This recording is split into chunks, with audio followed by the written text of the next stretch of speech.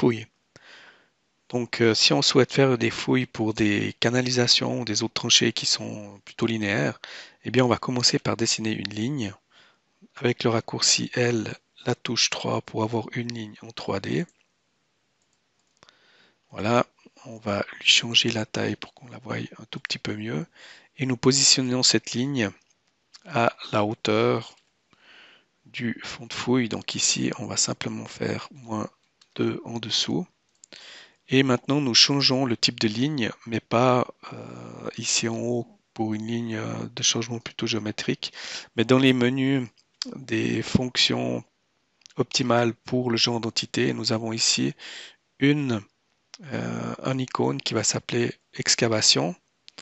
Donc je mets ici la largeur de mon fond de fouille et j'ai tout de suite les volumes que l'on connaît qui vont nous permettre de faire le déblai-remblai. Je peux enlever ici le remblai. Je peux changer les pentes de la même manière que l'on ferait pour une excavation. Donc je vais mettre ici une pente un peu plus visuelle et je vais modéliser le tout. On peut aussi changer la hauteur pour être sûr qu'on dépasse du terrain.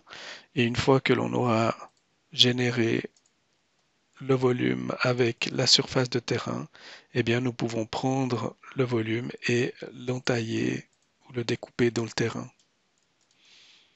Et le résultat est justement comme pour l'excavation, sauf que on peut vraiment se balader au long d'un élément linéaire, beaucoup plus facile à mettre en place. Nous retrouvons avec la fouille et l'élément d'intersection qui va nous donner le cube.